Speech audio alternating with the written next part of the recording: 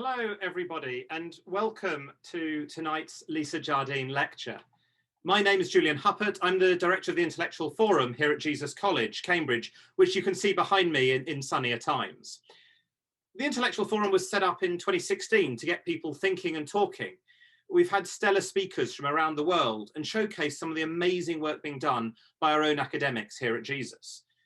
Many of these events are available to watch online on YouTube, and there's a lot more coming up. We've got 11 just this side of Easter, covering everything from how to sleep better for you and your children, why that matters, to how to fix the financial system and how social media is changing our lives. So I hope you enjoy today, but I hope to see you again. Join our mailing list, look on Eventbrite, follow us on Twitter or on Facebook. But tonight is a particularly special event. One of the events that we organise is an annual Lisa Jardine Lecture, of which this is the fourth, and it looks like the best attended we've ever had. As you'll hear shortly, Lisa was a very important person in Jesus College, our first female fellow, a brilliant academic, and most importantly, an inspirational and radical person. In a moment, I'll hand over to the Master of Jesus, an amazing title, one of my favourites, to formally start us off. But first, just a very quick word on how we'll run this. So we'll hear from the Master and then our own Professor Mary Lavin, who will be chairing tonight's event. After that, we'll hear from our Lisa Jardine lecturer, Professor Lyndal Roper, and then there'll be a chance to take questions from you, the audience. If you have questions to raise, please use the Q&A feature in Zoom. So you should be able to see, probably at the bottom of your screen, a box labelled Q&A. If you type a question there, we will see it, and Mary will be able to put it to Lyndall. I can't promise we'll get through every question that's raised. It's worth noting we are recording this event so that people who miss it will still be able to watch. So now the procedural element is out of the way, I'm delighted to introduce the 41st Master of Jesus College, Sunita Elaine. Hi everyone, welcome to Jesus College, welcome virtually of course, for the annual Lisa Jardine Lecture, which is the fourth, as Dr. Julian Huppert has stated. When Lisa Jardine became our first female fellow in 1976, she arrived after what some might say was a prolonged period of the absence of women at the intellectual heart of the college, 480 years to be exact. The women who occupied our fabulous site were the Benedictine nuns of St. Mary and St. Radigan, who administered to the parish. They tilled the land and they served beer. They were, to coin a much used modern phrase, multidisciplinary. The college, pre-Lisa, was established between 1496 and 1516 by the John Alcock, Bishop of Ely. And in commemorating the life and work of Lisa Jardine, the first female fellow at Jesus College, and she was elected in 1976 and remained here until 1989 teaching English. We honour a woman who embodies the ethos of multidisciplinary life. Lisa became Professor of Renaissance Studies and Director of the Centre for Editing Lives and Letters at QMUL, and then the founding director of the UCL Centre for Interdisciplinary Research in the Humanities. Among many other achievements, she was also chair of the Human Fertilisation and Embryology Authority and president of the British Science Association. Perhaps above all, she was a vibrant character who challenged orthodoxy and inspired many. She was also a great communicator. I recall being very, very much aware of Lisa Jardine as a communicator on the media, someone who provoked and engaged people in conversations and made them think. The inaugural Lisa Jardine Lecture was held in 2017 on the subject of unworldly goods, the roots of consumerism and the Renaissance. It was given by Professor Peter Frankopan, Professor of Global History at Oxford, and someone who was inspired by Lisa as an undergraduate here at Jesus. Second was in early 2019 by Baroness Helena Kennedy QC, highly distinguished lawyer and former principal of Mansfield College and friend of Lisa's, on the subject of the retreat from rules, regulations, and an international order. The third, which I attended last year, was given in 2020 by Professor Amanda Vickery on what women wanted, beauty, 1946 to 1970. Amanda is Professor of Early Modern History at QMUL and gave the lecture in a pair of heels given to her by Lisa. Tonight, we're delighted, absolutely delighted, to continue the exceptional calibre of speakers with Professor Lyndal Roper, Regius Professor of History at Oxford.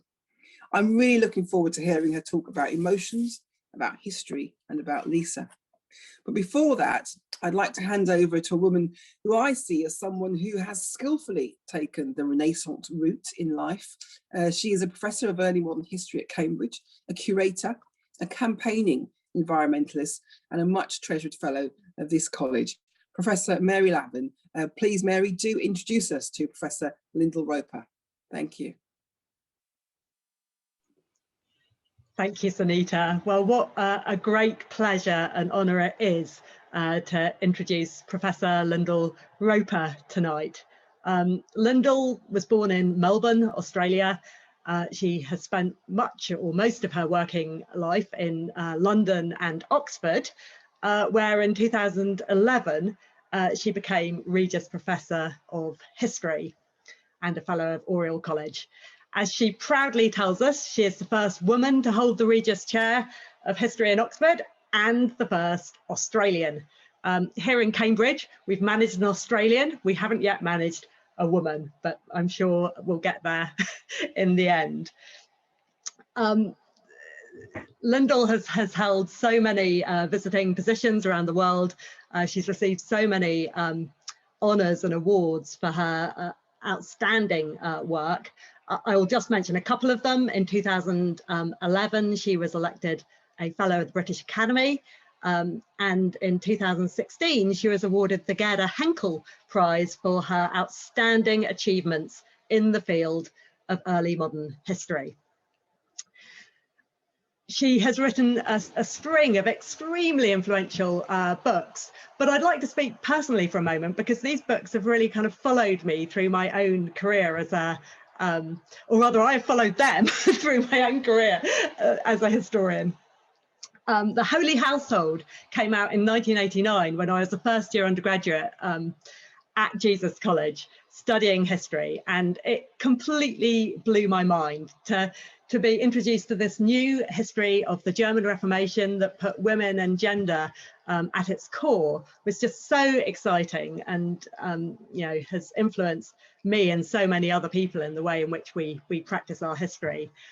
Then when I was a PhD student, I remember Oedipus and the Devil came out, and I can remember being part of a reading group organised by Professor Keith Wrightson, who was then a Fellow of History and Director of Studies at Jesus College, and a beautiful evening, not much like tonight, I have to say, a beautiful early summer evening, sitting out in the orchard of Jesus College, discussing this absolute radical new approach to early modern history that really put subjectivities at its very core in a way that none of us were used to, and we all found very kind of unsettling, very challenging.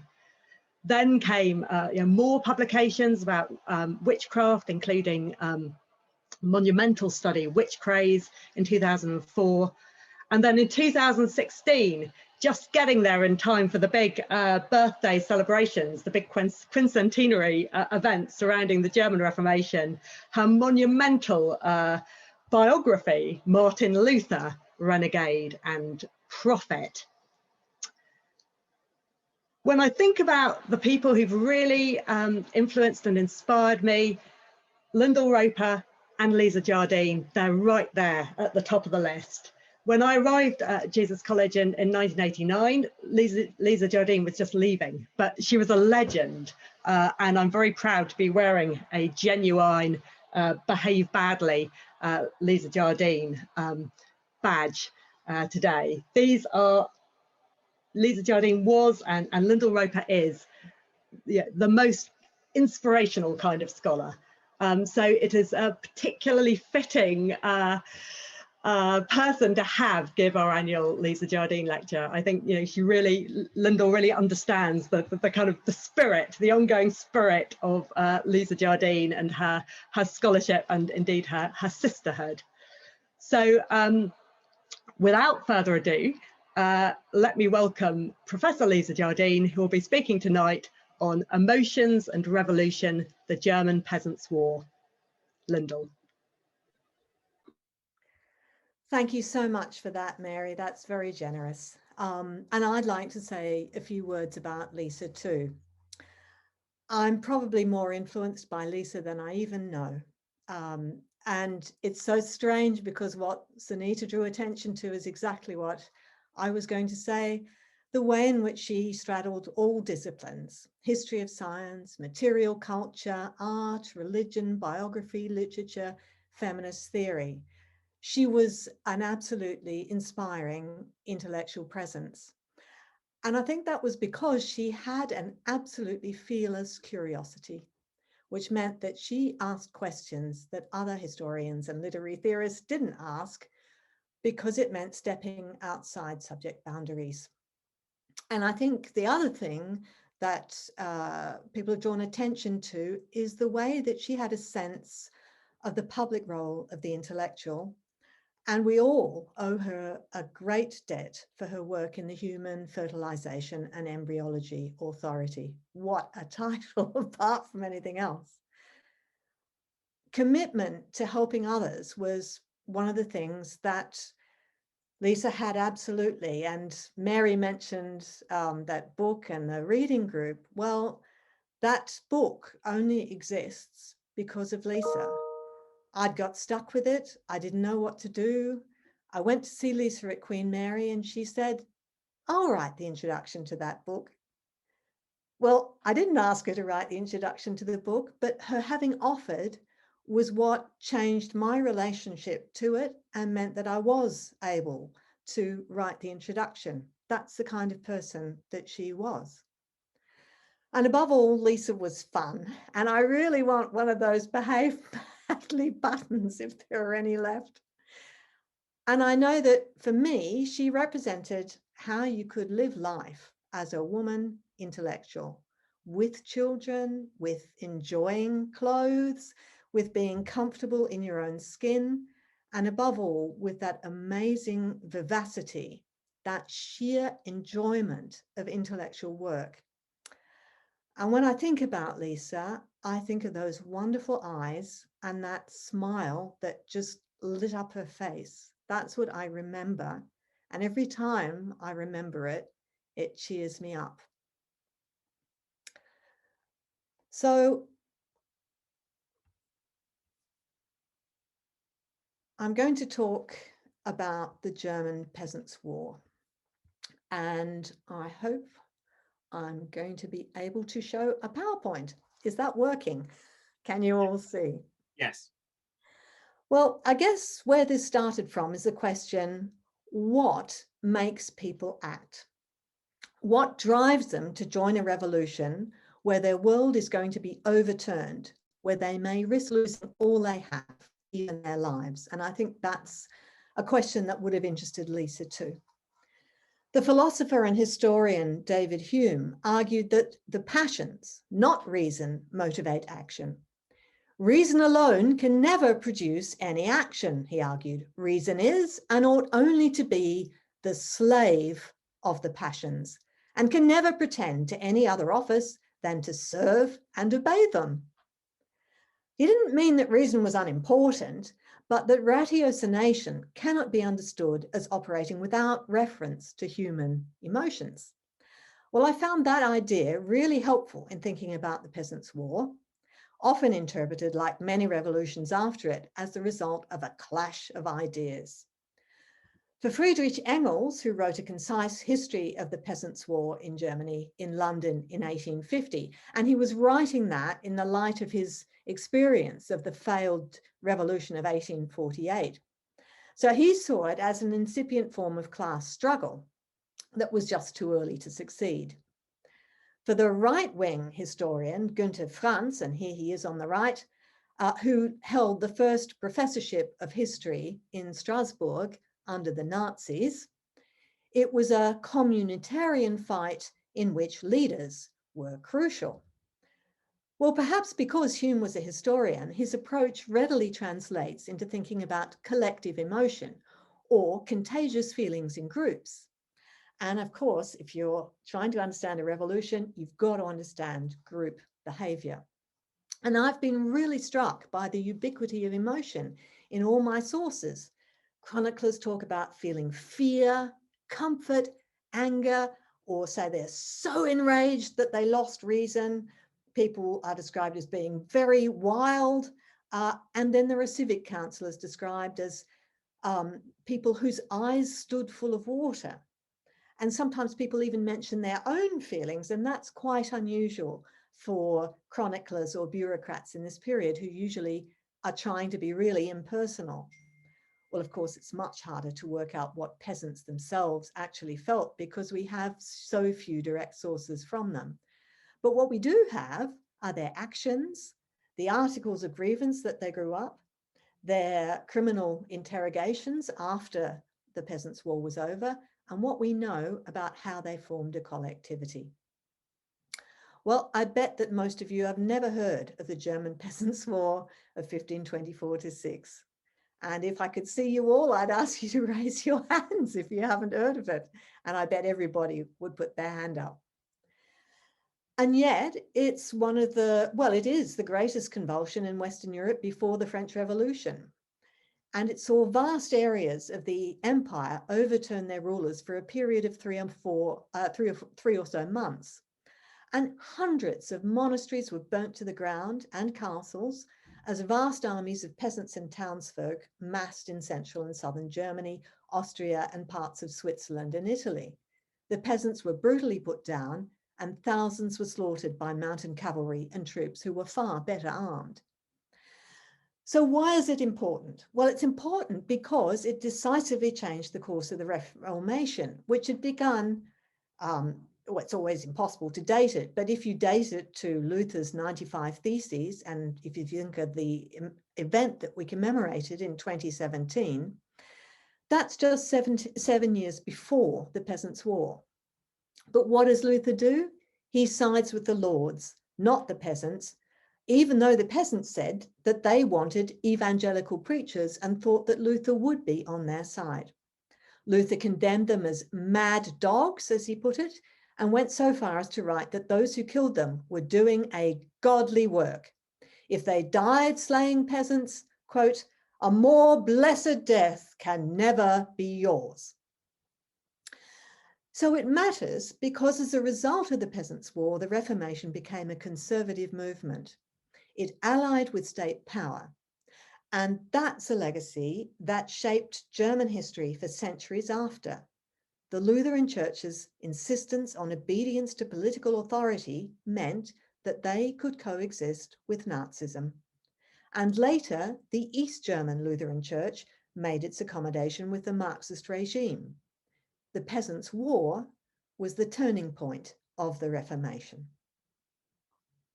So the fortunes of the Peasants' War, I'm going to suggest, followed an emotional arc, shaped as much by the seasons of the agricultural year as it was by the logic of revolution. And it began in the autumn of 1524 as peasants began to formulate their grievances. And at first they do that in isolated lordships. And by the middle of June, the whole thing has passed its peak in most of Germany. And by the end of June, it was being decisively put down, although it does keep on going in areas outside the main ones.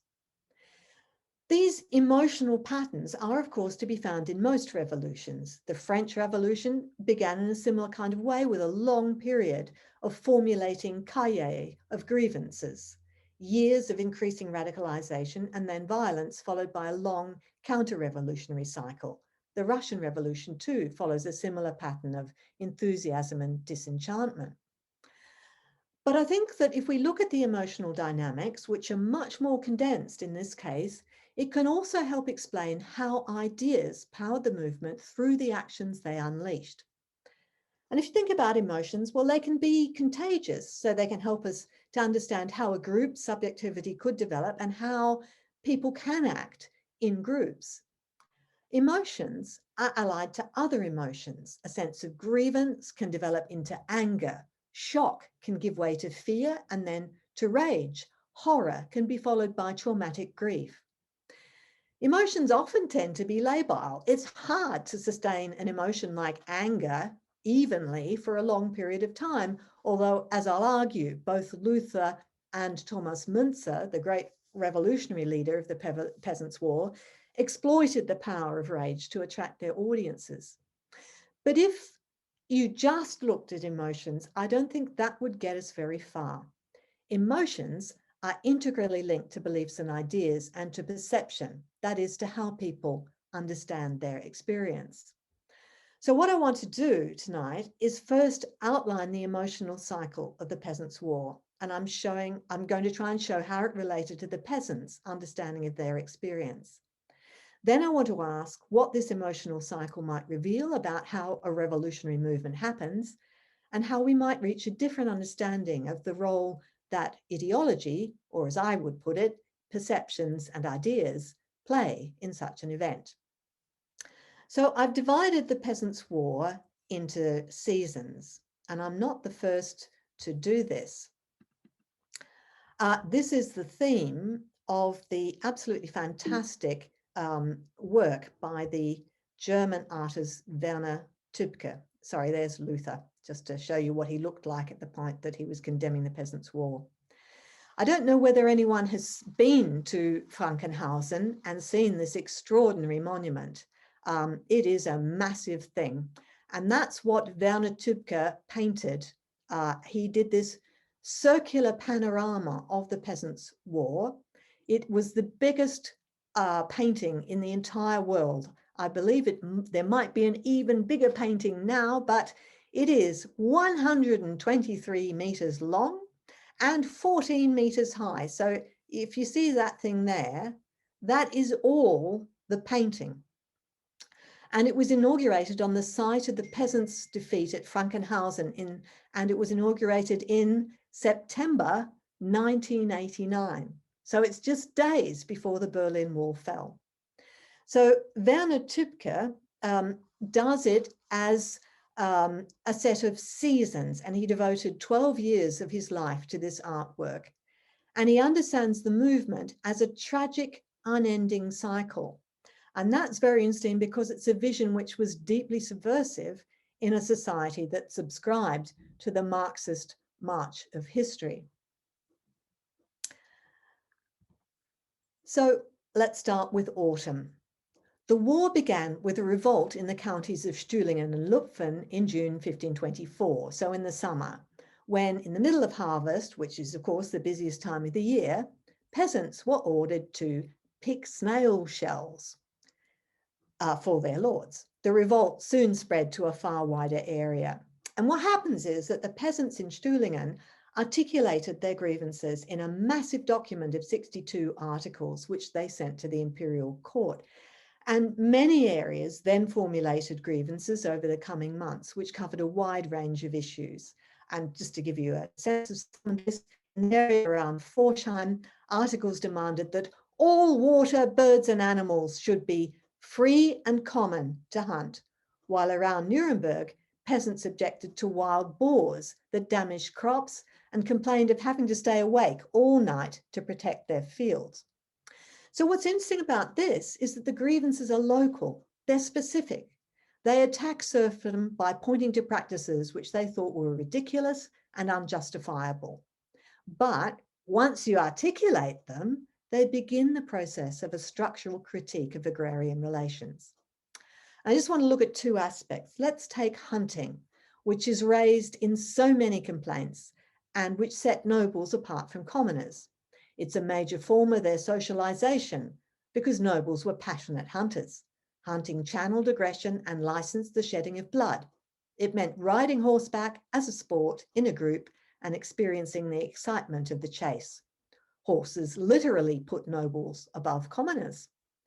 Hunting also went with a different view of ecology. For the lords, pursuing the quarry licensed riding through fields, across rivers, regardless of who owned the land. And this shaped their sense of place. On horseback, they could simply cover more distance. For peasants, on the other hand, deer and boars were pests which destroyed crops, while hunters trampled the ripening corn as they chased their prey. Peasants' horses were valuable labouring animals, different breeds from noble steeds.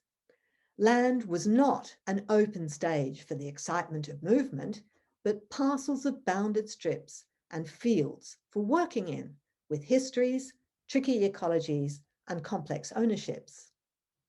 Only nobles could hunt deer. Peasants and non-nobles were not allowed to eat venison unless it was given as a present. In some areas, peasants weren't even permitted to trap the birds that were such an important supplement to 16th century people's diets. Hunting spawned a vast material culture for the nobility, with special engraved guns, spears, knives, horse tackle, and powder flasks. While in castles and hunting lodges throughout Europe, the animals the nobles loved to chase were depicted with painstaking realism in paintings and tapestries. And I love this particular Cranach watercolor of a stag, because you can see he's having a bit of trouble with those antlers, and he wasn't terribly good at antlers to begin with, but he does get a lot better. Cranach painted several hunting scenes for the Saxon Lecture, in which the dynasty's castles feature proudly in the background, associating Saxon power with the chase. And when the Elector of Brandenburg, Joachim II, built his hunting lodge at Grunewald, and actually I bet many of you will have seen that hunting lodge in the magnificent Grunewald forest. And there, even the iron stove was decorated with panels celebrating hunting. There you can see.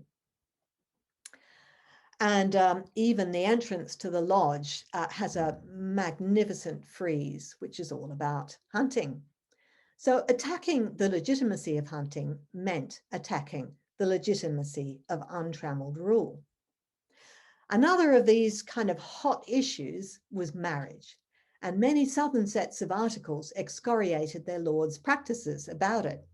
Peasants complained that they'd been imprisoned when they objected to their wives being forced to become serfs themselves if they married in to a lordship.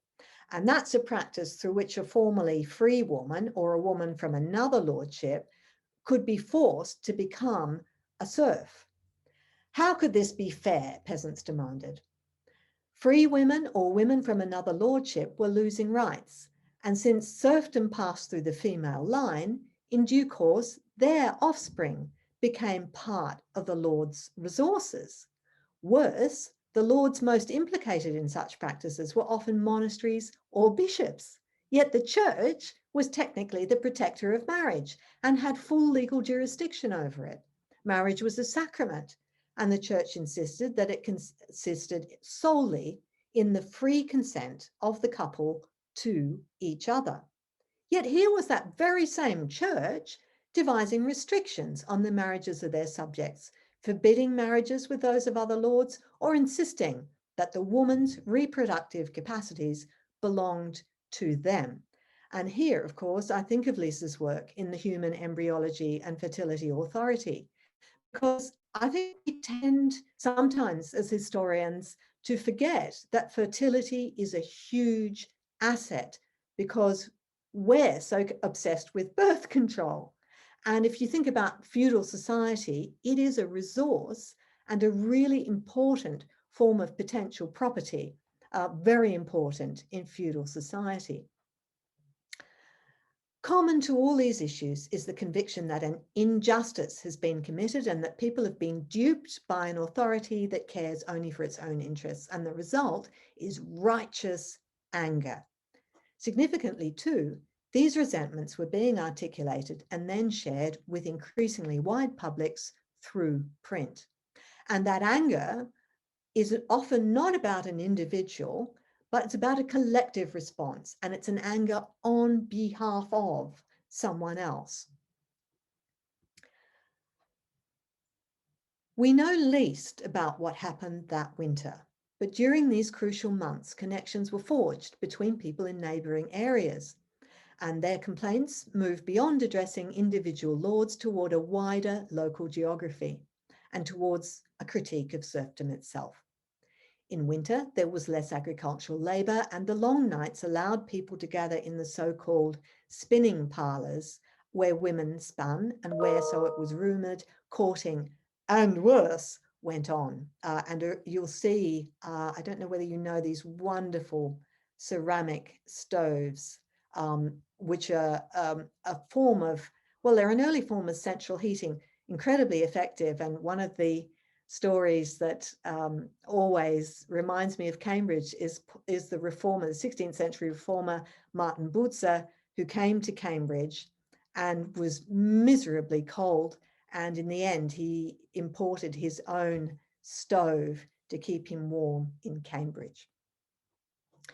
So that winter, there were rumblings. Gatherings of peasants were starting to make the authorities anxious. On New Year's Eve in Baltringen, a group of peasants was sitting in an inn talking about how they wanted to start their matter. The next month, the mayor of Ulm encountered some peasants at Ried, and when he asked them what they were doing, they replied that they wanted to start a dance. But there are no women here, the mayor responded. For answer, they merely pointed at the convent, and that alarmed the mayor so greatly that he wrote to the convent at once. At Werdenstein in mid-February, a group of peasants tried to take everything in the castle there and called to the castellan, "Come down, you old dog, we want to rip out your beard." And they compounded the insult to his manhood by calling to his womenfolk, "Come on, you young whores, we want to take you, and afterwards we'll rape the old ladies." So these peasants are insulting their own lord, and their aggressive hatred of him is unmistakable. We only have an account from the lord's point of view, who clearly experienced the insubordination of his peasants as a sexual and personal affront. It may well have been during those winter months that theological ideas began to crystallize more. By April, a peasant commander was writing to the community of Bietigheim in Swabia of how utterly and completely we have been robbed not only of our daily bread, but also of the eternal bread. And so, of course, as he's doing that, what he's doing is linking the issue of communion with the issue of justice. This was a layman, not a priest, and he was drawing on a much wider discussion because back in 1519, Luther had demanded the cup for the laity. Like priests, they too should receive the wine of communion as well as the bread. And in a host of towns and villages, this was exactly what was taking place as evangelical clergy began to institute this. And of course, it's one of the most tangible signs that the Reformation has arrived. And as the 12 articles formulated in late February and early March put it, it has hitherto been the custom for the lords to treat us as their serfs, which is pitiable, since Christ has redeemed and bought us all by the shedding of his precious blood, the shepherd just as the highest, no one excepted. Therefore, it is demonstrated by Scripture that we are free and wish to be free. This argument wasn't new. Previous peasant revolts had linked Christ's sacrifice to the demand for freedom too, but it became explosive. Now the Reformation was instituting communion in both kinds because it fueled a sense of righteous anger. It was the clergy who deliberately withheld the wine from layfolk for centuries. And of course, all that goes way beyond abuses connected with a particular lord, because it links the matter of serfdom with the fundamental demand of the Reformation, communion in both kinds in line with the gospel. So for a brief period, the cause of the peasants could be seen as going in lockstep with that of the Reformation.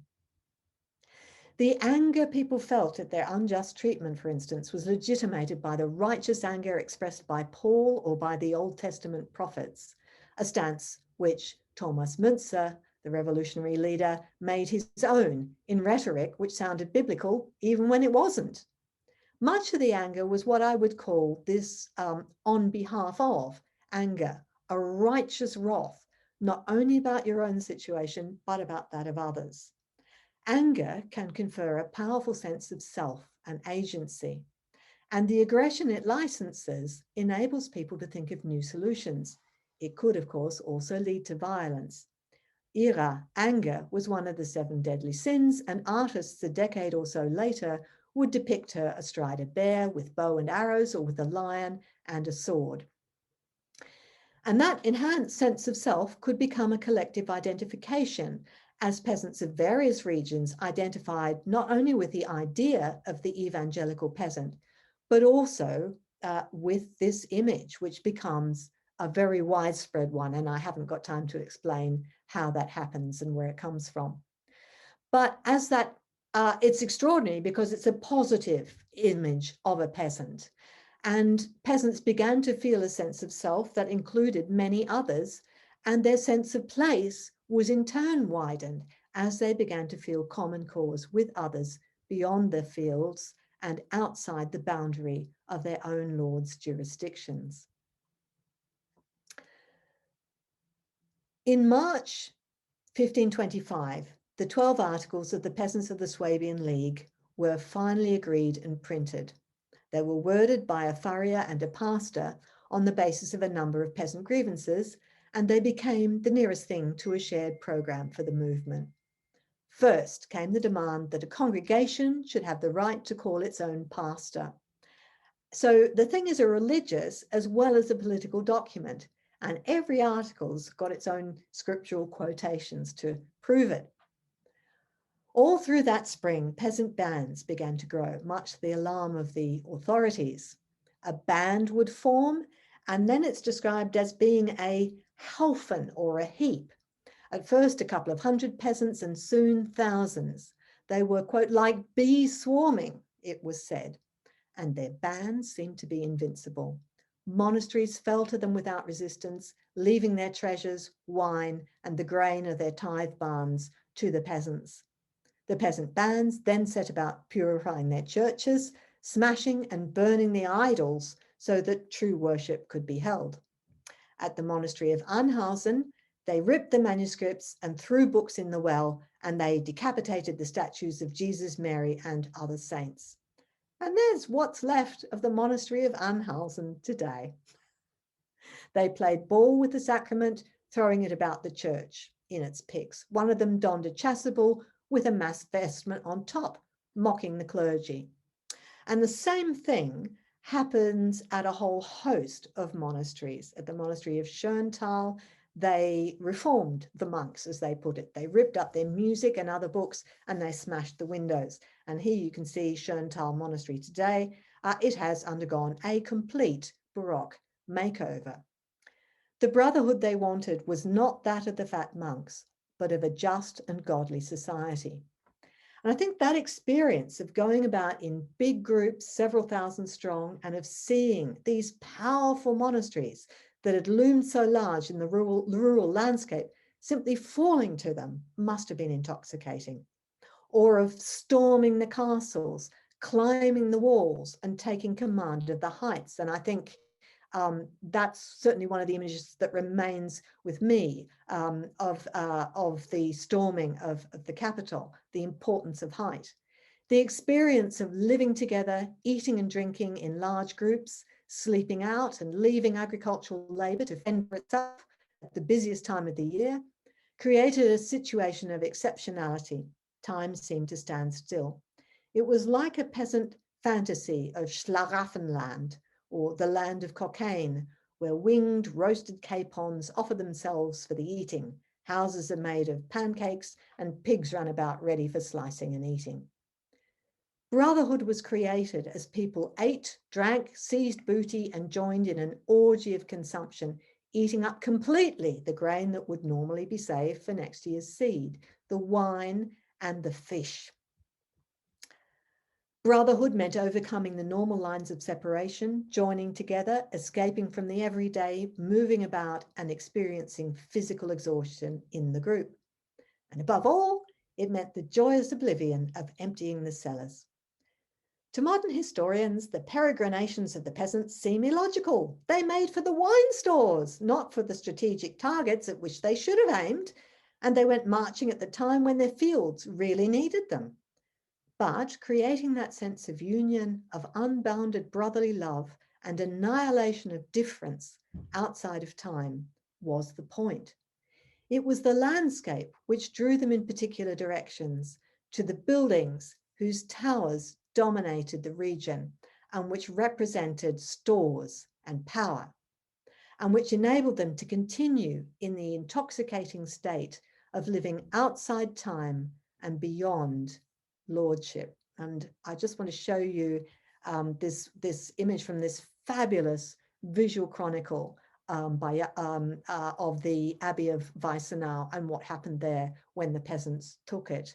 And the little images I've shown you are taken from this particular one, which shows you in detail what happened. The other one is from the same chronicle. And I just love this because it gives you a sense of how people at the time saw the landscape, how they imagined it. And it's wonderful to have a sense of how they see things and how important those towers are. This mood of unbounded brotherhood could sometimes become violent. Now lords who resisted becoming brothers became targets. One atrocity stood for this switch of emotion and marked the turning point of the war, the Weinsberg massacre of April 16. A visiting salt seller noticed that the Weinsberg castle was empty, so the peasants seized the moment.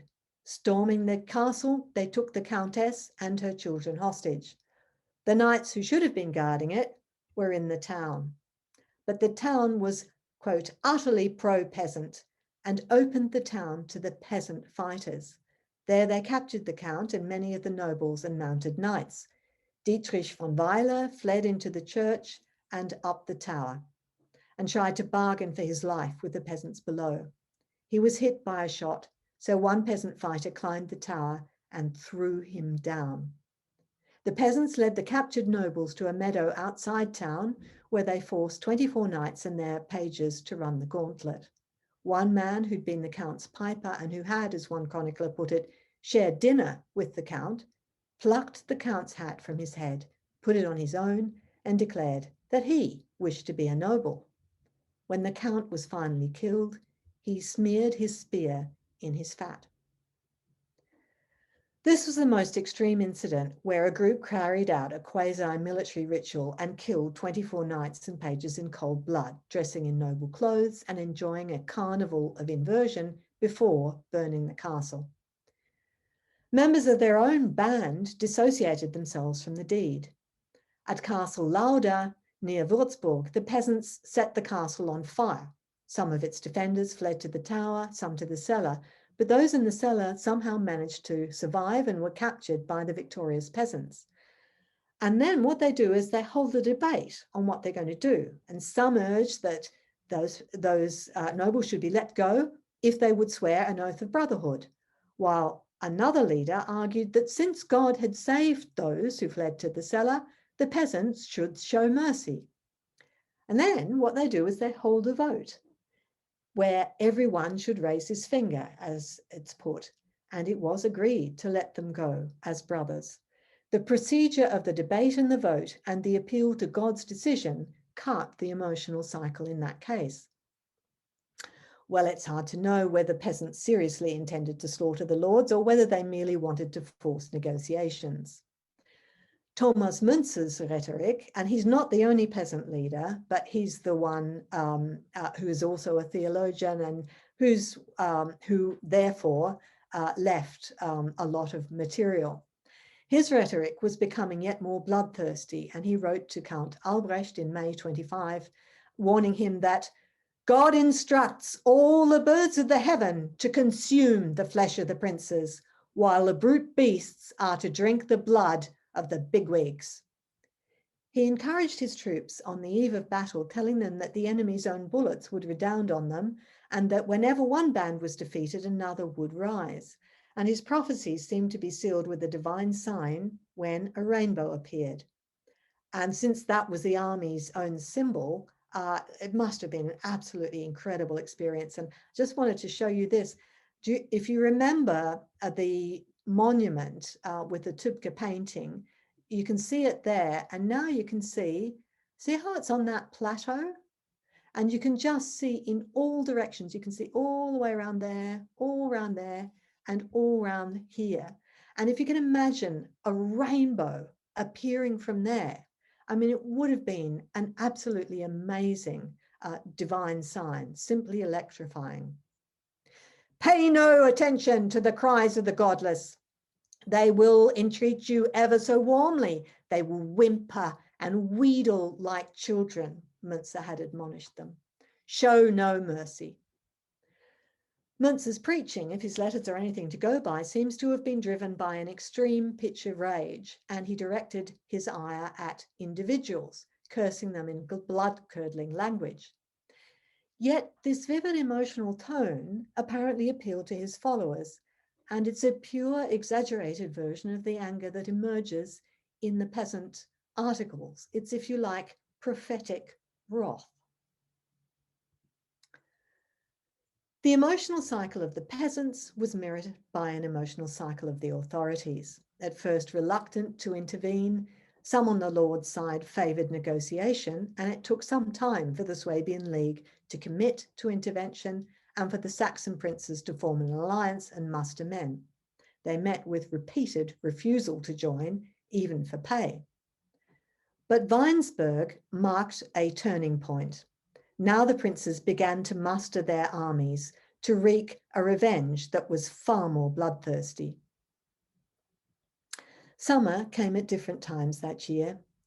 In Frankenhausen, in the middle of May, the peasants were defeated by a coalition of the lords, including Catholics and Protestants, as they would then become.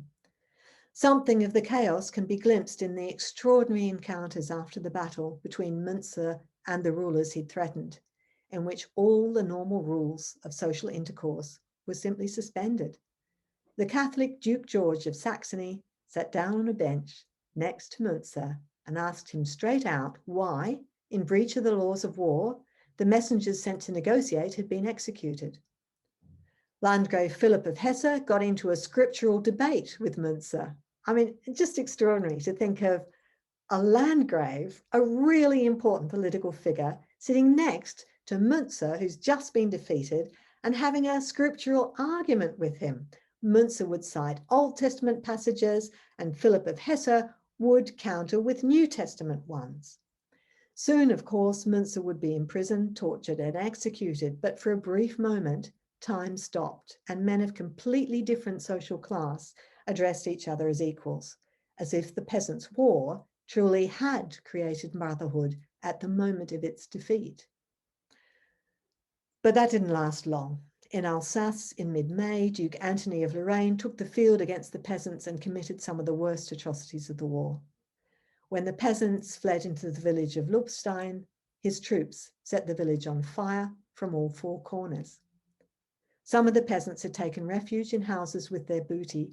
Many others gathered in the church. Gradually, the fire spread towards the church. The men took off their hats and put them up against the windows as a sign of surrender, but it was too late. The chronicler reckoned that 5,000 or 6,000 people died. From there, Lorraine's troops went to the town of Sauverne and sacked it. Because the soldiers were largely French-speaking and not local, they had no fellow feeling with the German population. Riding into the town, one chronicler recorded there were so many bodies on the streets that one simply had to ride over them. At the height of the massacre, a voice could be heard saying in German, "Strike! All is permitted." It was as if God himself had licensed it. The streets leading into Ochsenfurt near Würzburg for a quarter of a mile in every direction were full of butchered peasants. Corpses were found in the vineyards. One military unit captured 60 peasants, but then just slaughtered them all because, so they said, the peasants had threatened to kill them. Back in April, in Leipheim, the peasants had been caught in a pincer movement by the troops of Georg Truxes von Waldburg. Thousands were stabbed, others forced into the Danube, where they drowned. Near Pfeddersheim in the Palatinate, battle took place on the upper fields, so that the blood ran down into a hollow. And this spot on the B road there is still known as the Blood Cave. And there is a Blutrinne down the slope from Frankenhausen, from the town, from the battlefield, right down the slope into the town of Frankenhausen, where 6,000 peasants were slain, and there it is today. Because the peasants were usually so outclassed by the military forces they confronted and unable to deal with cavalry, the battles were particularly bloody and meant that the soldiers trampled, stabbed, and slashed peasants at close quarters. And there you can just see all those bodies there. It's a very stylized representation. It's completely inaccurate, but the artist has still included those chopped up bodies. With so much of the fighting being of this kind, soldiers lacked the emotional distance from killing that using cannons or guns provides. Many commentators remark on the amount of blood. When it rained at Lupstein, it ran red down the streets and gutters. For the troops, it was an orgy of killing far more extreme than anything the peasants did, and much of it was carried out against civilians who were largely unable to retaliate. So why did the lords undertake such brutal revenge, harming themselves economically as they slew their own workforce? Contemporaries, even those who supported Luther, were appalled by this savagery and shocked by Luther's failure to condemn the, quote, slaying without pity of the peasants by the tyrants, as one of those closest to Luther put it in a letter to him, not mincing his words. The praise for the manly fighting of the peasants may betray the uneasiness of many commentators at the sheer inequality of the struggle. What seems to have unleashed this kind of ferocity was the attack on the lords' claim to authority expressed in the attack on individual lords.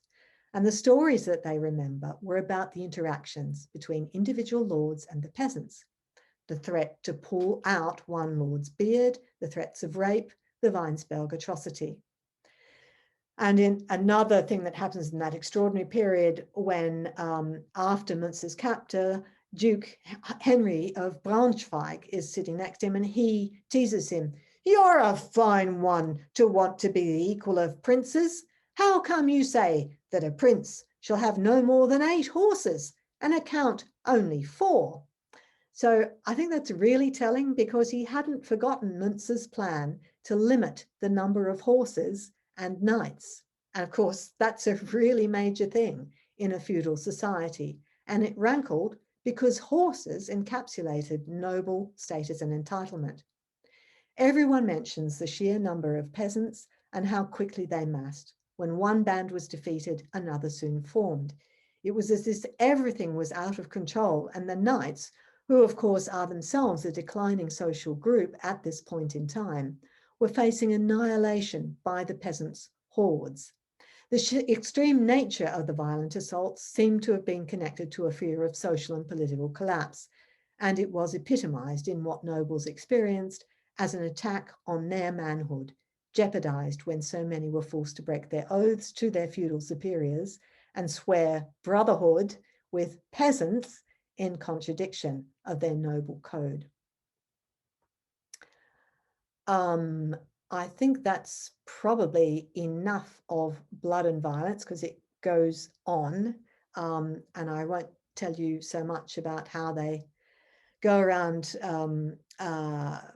punishing people in detail, but that you remember the piper who sticks his spear into the fat of the count when he's slain?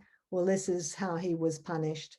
This is actually the punishment of Lyndal Roper, who led the Weinsberg atrocity, but the same punishment was also meted out to that guy, chained to a post and being slowly roasted to death for about 15 minutes.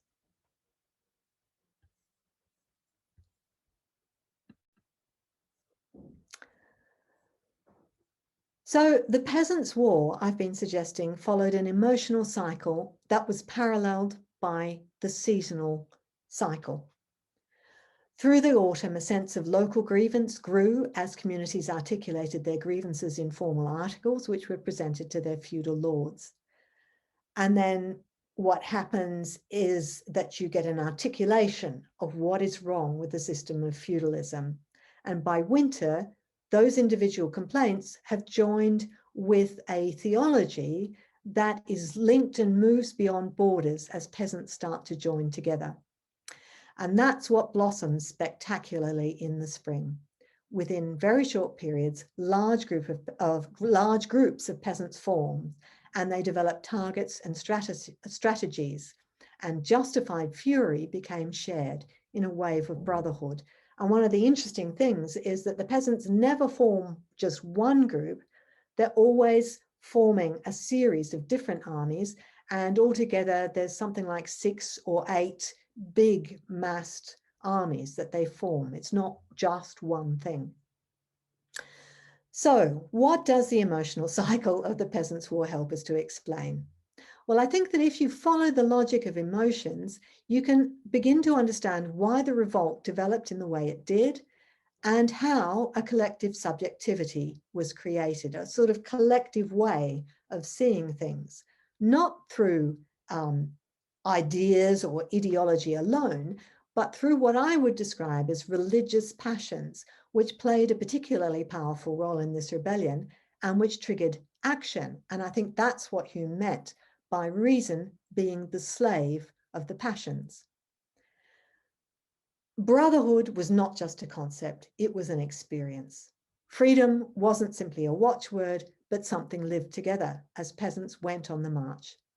That's how they were able to capture castles and monasteries and why they were willing to risk all they possessed.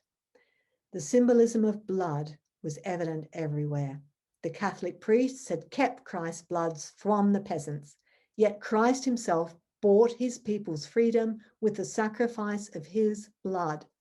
Brothers were bound with blood, preachers like Münzer preached of blood, and his followers dreamt of it, seeing visions of blood, even a door with a keyhole full of blood. Defeat brought massive bloodshed, and in its aftermath, the Lords deliberately chose the bloodiest forms of execution. Because what they do is they execute people on the town squares, on the marketplace of these little towns. And they do this in one town after another, polluting that marketplace with the blood. Normally, of course, people would be executed outside the town. So if we're to explain the behavior of groups, we need to explain their formation. We need to explain what binds them together, what symbols give them force, and what emotions their members experience. And that must form as much a part of our explanation as do ideas. Thank you.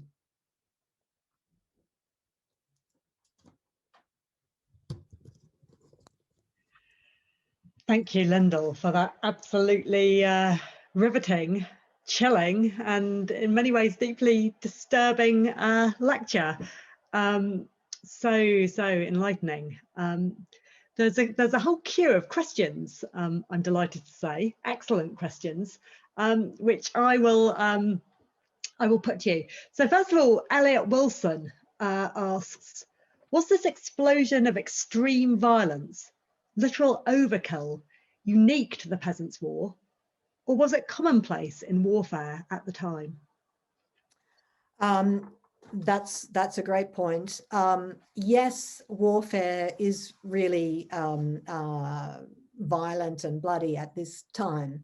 But what I think is different about this case is that the peasants are just not equal opponents. They're not, they do have some arms and they do develop strategy and tactics, but they're just not a match for the nobles. And in many cases, the scale of slaughter is just massive and it's very one-sided. And I think what that means is it's very hard. If you're a knight and you've been forced to swear brotherhood with peasants, and if that's a huge shock to your manhood. And then if you're a knight who sees your masculinity as proven through your involvement in these battles, you can't really get that sense of manliness out of slaying thousands of peasants. And I think one of the really interesting cases is that terrible slaughter in Alsace. And the chronicler who writes about it in French, doesn't have German. And it's, in theory, a chronicle which is all about the heretical Lutherans and how great this was that they were all killed. But I got all the details of what happened from his account. And it is a really harrowing, disturbing account. And I think there's a way in which he's, and that one of the slides I showed you of the knight on a big horse, and you see the Well, that comes from there. And it's such a weird representation because you see how the whole thing is bolstering a knightly idea, which is really on the ropes at this point. It seems to be bringing that to life again. And yet there's a sense in which you can see that the writer is traumatized by what happened, by the sheer scale of the killing. Thank you. Next, we actually have two questions which ask you about female involvement in the peasant revolt, the Peasants' War. So Jane Ball asks, is there any evidence of female involvement on the peasant side? And Marcia van Gelder says, thank you, Lindell, wonderful lecture, but can you tell us, are there mentions of women participating? Oh, that's, yeah, that is, of course, where I started from. I know the wonderful cycle that many of you will know by Käthe Kollwitz of the German Peasants' War that she did between 1901 and 1908. And what she does in that cycle, and they're absolutely beautiful, beautiful black and white etchings and engravings, they're just amazing. And she really shows women very strongly in those images. She shows the so-called Black Hofmännin, a woman who was a peasant leader, and she shows her back powerfully urging on the peasants. And she shows a woman who's been raped. Again, a really powerful, extraordinary image. And in all the compositions, there are women there. And there's another one of a woman sharpening a scythe. So I was expecting to find women, but the work of Tom Scott has shown us that there are only 4 examples really of women acting collectively. And whenever I read the sources, I'm always looking for the women.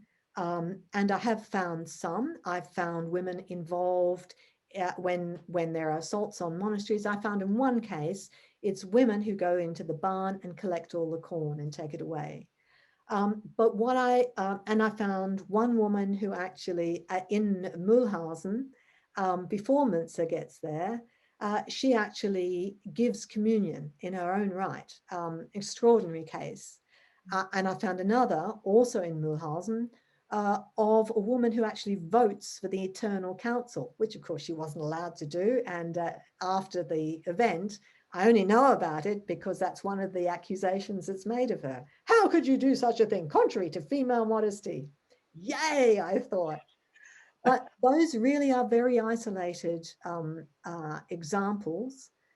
And I've been so shocked by this because I also started to think, well, what is all this? What does brotherhood mean? And is that actually what they mean? Because you could argue that women feel included by brotherhood.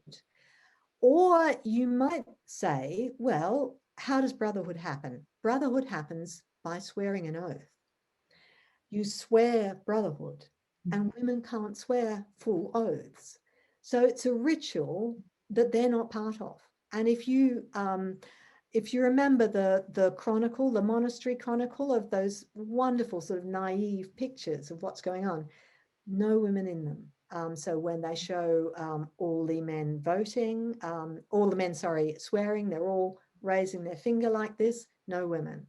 And if you think about the taking counsel in a circle, which repeatedly happens, no women. So I started to think that actually there is something there about the importance of masculinity in the Peasants' War and the importance of bonds between men. And I think that marching together, getting drunk together, eating together, I think that's all part of how it's created. And I think that if you remember the pamphlet cover with the peasants, the peasant hero on it, I don't think it's an accident that that's the image that is circulating 1522, 23, 24, which is remarkable because it's a very positive image of peasants. And as we know from other work on depictions of peasants, they're often depicted in animalistic form or as anonymous mob. And that's so interesting because it's an individual and he's got those wonderful boots, which are often connected with revolt. Because it's the Bundschuh, the boot that you tie on to your leg. That boot stands for peasant revolt. And yet those peasants are shown with the wide boot, the rich boot with a full leather top. Those are shown in positive terms. Great, thanks. The questions are really flooding in now, Lyndal. So 2 questions about the big famous figures who are present in the story. Noah Bauman wants to know about Luther. Did the peasants really think that he was going to support he would support them? And Alistair Keith wants to know about Karlstadt. Why was he essentially ignored during the revolt? Oh, great questions. I think that the peasants could have thought that Luther would support them because after all, Luther had written The Freedom of a Christian. And I think if you use that word freedom, you jolly well have to mean it. And I think what you would have known about Luther would have been that he resisted the emperor at Worms. And the divisions between Luther and Karlstadt wouldn't have been widely known until quite late 1524, and not really until 1525, when it's absolutely clear that Luther is condemning Karlstadt. You might have known that he thought Münzer was a bad thing, but then you see Münzer is not a universal leader.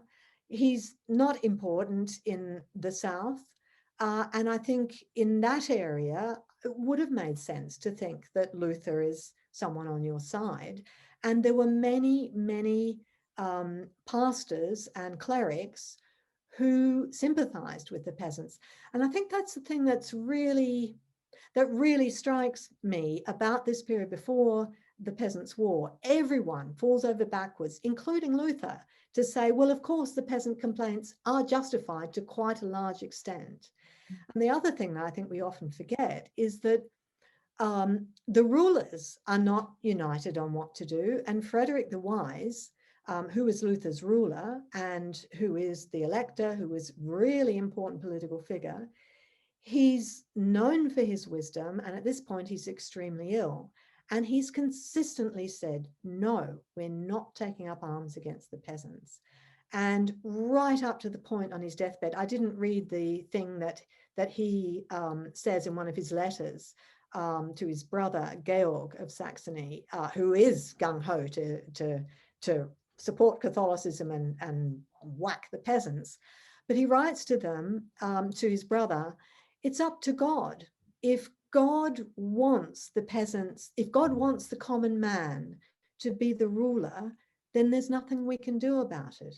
What an extraordinary thing to say. It's Easter, he's thinking about his soul, and that's the line that he's taking. So when Luther writes these pamphlets saying it's a godly thing to kill the peasants, he's doing so because his own ruler is taking the opposite view. And I think that's quite important to know just how divided they were. And Karlstadt, the wonderful Karlstadt. Well, Karlstadt isn't sure really. Well, it's very hard to know exactly what's going on. We know that Karlstadt goes to Rothenburg, and that is a peasant center. We know that, well, his own account of what he did has him on the wrong side of the peasants' lines. And he certainly was preaching in Rothenburg when it was under peasant control. So he has a very tricky kind of history in the Peasants' War. And when it's all over, he is a marked man. And so what does he do? Luther, who's just got married, takes Karlstadt into the huge former monastery, which is now his marital home. And Karlstadt is sheltered by Luther and protected and made to write basically an apologia in which he explains that he was never a rebel, and presents an account of his whereabouts. It's a very tragic, terrible story, but many people had to backtrack very quickly after the defeat. Great, thank you. A couple of questions about the exceptional stroke revolutionary nature of the German Peasants' War. Dominic Brine says, thanks for a great talk. How far do you think you can link the sense of exceptionality in the revolt to the sense of a new world and dissolution of fixed certainties from the Reformation? Does this explain how this differs in savagery as well as scale from earlier revolts? And Yasmin Homer says, you mentioned that the revolt was the last major social convulsion before the French Revolution. Do you think we can call the Peasants' War a revolution? And if so, why? Yes, I think you're absolutely right. It's the Reformation that means that a whole lot of certainties are suddenly open to question. And I think there are a number of ways of seeing that.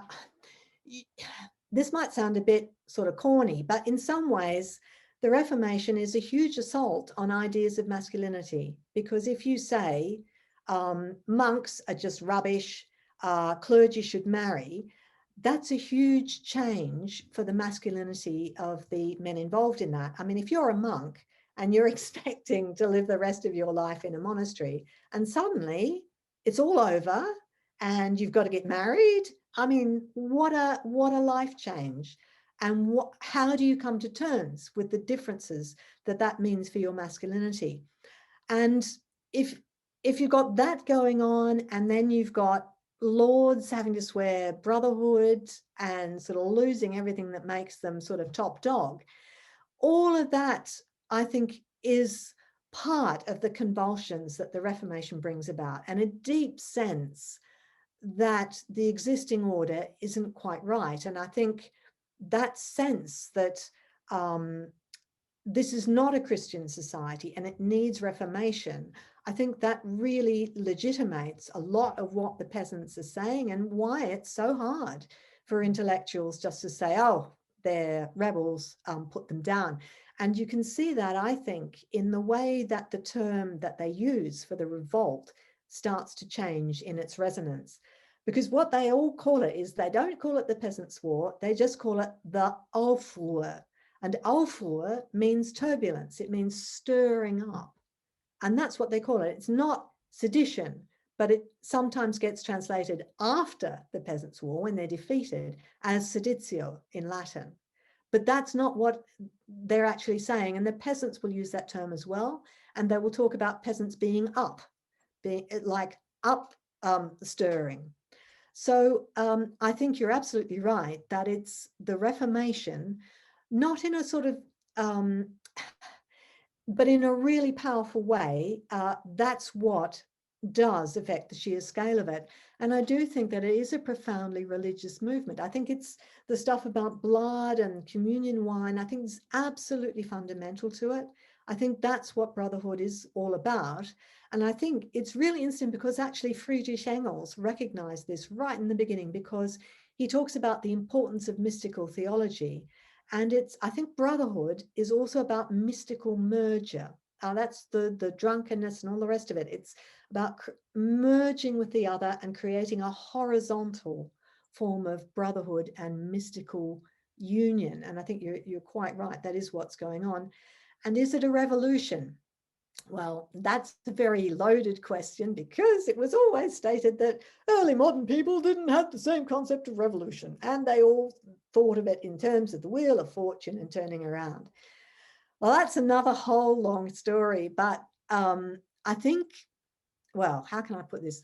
I think that the stirring up thing and the whole sense of motion and movement, that is really important to it all.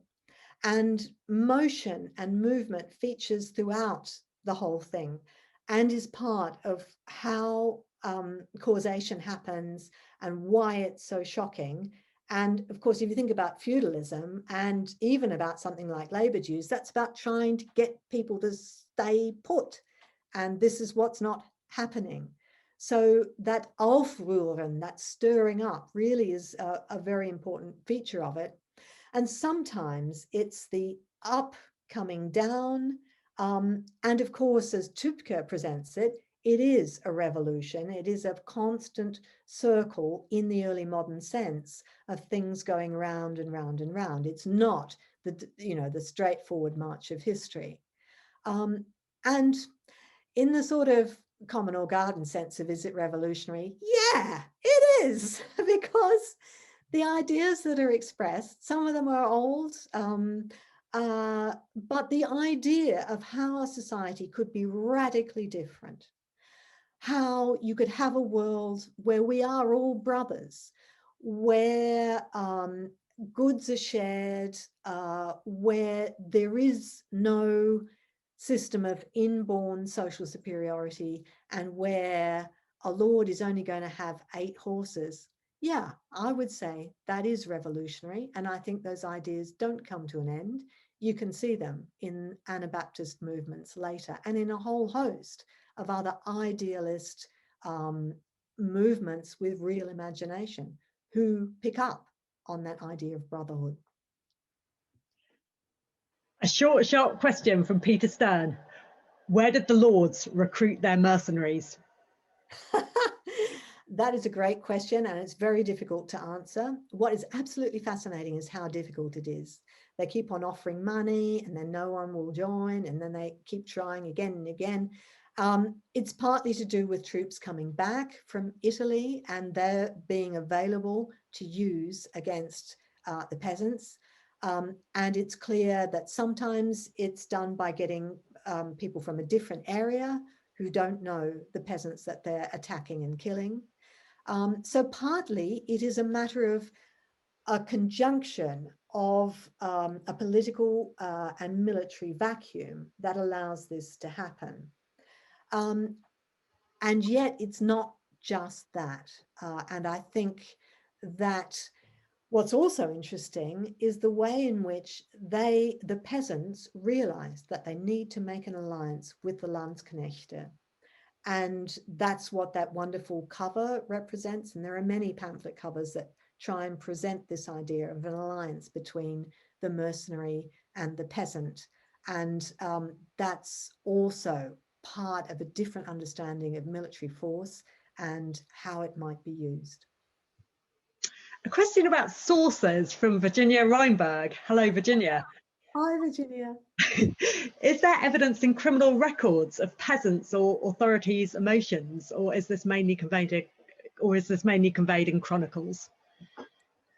Well, the question of sources is, of course, extremely difficult. But one of the amazing things is that the sources are incredibly high quality, and the chronicles are amazing.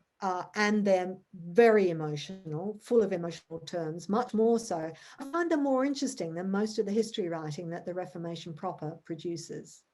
So you've got all of those. Then you have the articles that the peasants formulate, and we have a lot of them. Mostly, the peasant armies had their own chancelleries with seals and all the rest, and they produced letters and they correspond with the lords. They're very well organized. But mostly those things don't survive because if you've just lost a battle, having letters on you is a death sentence. So those are the things that you try to get rid of as soon as you possibly can. There is one chancellery that survived complete, and it's got quite a number of very interesting letters in it. Then there are bits that get captured as a result of the criminal proceedings afterwards. So we do have a few of the documents that the peasants produced themselves while they were actually engaged in massing. Then we have their interrogations, and of course they're very difficult to use. but they're extremely interesting and remarkably open and candid sometimes. Then what else do we have? We have all the correspondence from the local authorities. And the local authorities are interesting because they're middlemen, if you like. They have to get on with their local community, and they also have to report back to the Lord. So they're fascinating individuals, each one of them, and they're also brilliant writers. And they're all different. There's one of them who's incredibly wordy and his reports are always over the top. Then there are others who are very careful and who are pretending. One case is of a guy who pretends to support Münzer while also informing Luther. He really has it both ways. And he even gets away at the end. I mean, just fascinating, all these people and how they pick their path through it. But I think we can find out a lot about the peasants, and we can find that out through where they go. And of course, that's very time consuming because I have to plot the itinerary, which we sometimes get in their interrogation afterwards, because they say where they went. And that is really important to look at, how the bands formed. Partly through the material evidence, you come across, I came across an 18th century manor house with a moat, and you think, what's that moat doing there? And then of course I realized that is a destroyed castle. That's what that moat is. It was destroyed by the peasants and then rebuilt as a little villa in the 18th century. And there's many, many examples of that, what they destroy. And that's another of the kinds of sources that we have. And the material evidence includes stuff like the stones from the burning of the castle that still have the burn marks on them. The questions keep coming. We should probably be drawing to a close, but perhaps we could just think about the emotions before we finish up. So Anna French asks, I'm interested in the emotional framework used to unpick the motivations of those involved in the Peasants' Wars. Do you think that the emotions related to such groupthink occurrences need to be examined differently historically from those that are related to individual or interior lives? So that's one about the groupthink versus... question there. Shall I give you the other difficult question about the emotions while we're at it? Yeah. Okay. So Jean-Marc Hell says he has a more methodological question. He's wondering if you have any advice for managing the typical requirement within historical writing for a logical argument and presenting a convincing argument about a subject so inherently illogical as the emotions. Oh, I think emotions are very logical. I think Natalie Davis put it this way. She said, there is anger, which is a justified, rational response to a set of circumstances. And I found that a very helpful comment. I cut out all the methodological reflections in this. How can I summarize what I think I'm doing? I'm very carefully not looking at just how people conceptualized emotions at the time, partly because that is itself something that is forming and becoming firmer during this period. So all those things about the 7 deadly sins, and anger is one of those, that isn't yet fully formalized, and it's getting going sort of after this. And in a way, that isn't really what I'm interested in. I'm not interested in how did people represent those emotions at the time. Of course, that's part of the background that I come to these with.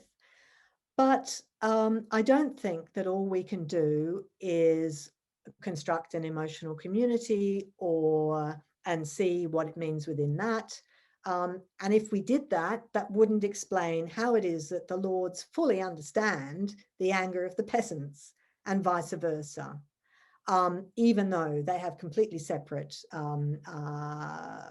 communities of discourse. And I think I've found the work of many of the historians of emotions very, very helpful.